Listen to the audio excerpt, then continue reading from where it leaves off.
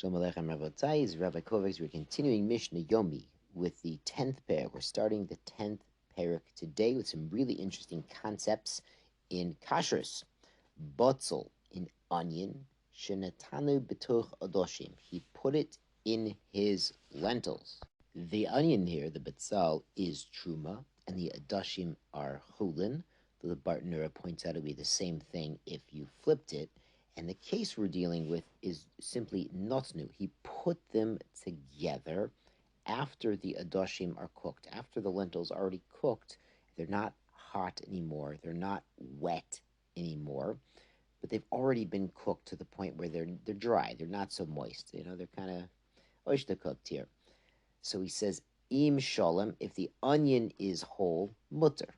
It's permitted to a non-Kohen because the taste of the onion does not go into the lentils.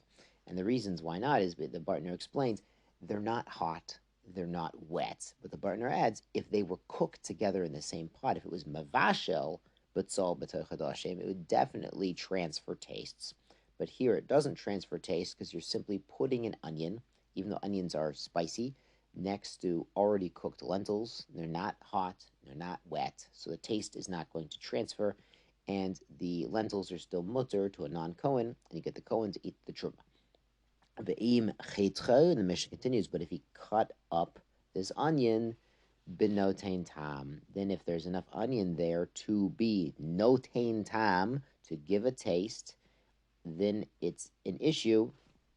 The whole thing is meduma, and it has to be eaten by a Kohen. So noten tam is a famous concept in kashrus. If it gives a taste, then it can give an iser as well, or a status of being truma or meduma. So how do you know how much it is? How much is noten tam? So in this case, you have a Kohen taste it. If the Kohen can taste the onion, then this food is only for Kohanim. In certain other cases, we would rely on a non-Jew, maybe if he's an expert, maybe if he's, doesn't know he's being relied upon, it's maslat. Sometimes we can rely on that.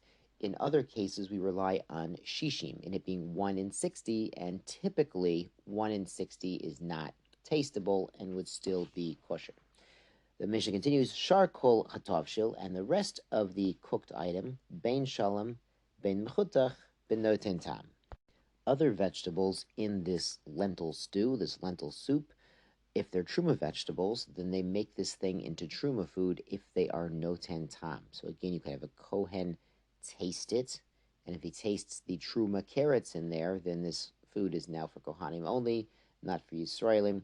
It's only these onions that when they're shalem, when they're uncut, they don't transfer taste as readily or as easily as other vegetables, but if they're cut, then they do. Rabbi Yehuda adds, Rabbi Yehuda matir b'tzuchuna. Rabbi Yehuda allows the truma onion that was put with the tzuchuna, which is a pickled fish. It's like a herring with a very fishy kind of taste. She'eno ela litul et azuma, because the onion in that case is not designed to give its own flavor to this fish. It's designed to remove the fishiness of the fish. Zuhama means like a bad taste, a bad aroma. Here it's like the extra fishiness. And of course, this is why sometimes you get a jar of pickled herring, and it's very fishy herring. And they put onions in the jar because they learned up this Mishnah, and they learned what Rabbi Yehuda advises in that case. Good. Mishnah base.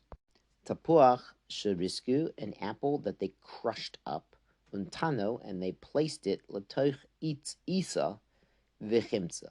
They put it into a dough, and the apple made the dough rise. So here again, the apple is truma, and the dough is chulin.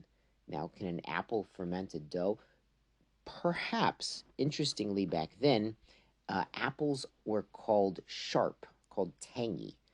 They give a recipe for charoset in the Gemara in Pesachim, and they say that the apples, that the pork they put in, they use the word kihua. Kihua is like tangy or vinegary. So this is probably a green apple, which is a bit more on the sour side, the vinegary side, and it has the power to cause chametz. The apples we get nowadays have been selectively bred to be much sweeter and much more sugar and less sourness. So this is a sour apple, and it's causing chametz to the dough. Hareze asura. So it's asura to non-kohanim because you have used an apple to chametz the dough.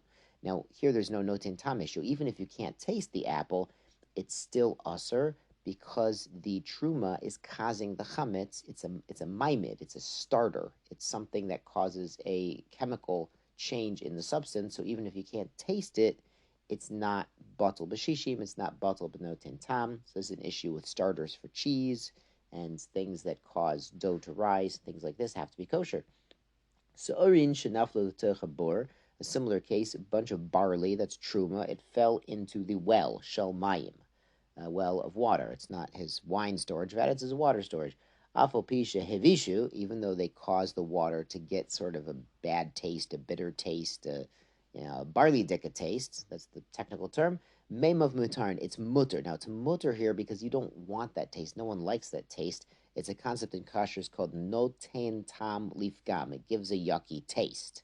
So because nobody likes that taste in their water, then it's mutter because nobody wants that taste from barley absorbed into their water. This is not beer, Rabosai. This is water soaked with the taste of disgusting barley. If it was beer, of course, that would be another question. Shkoyach, Rabosai.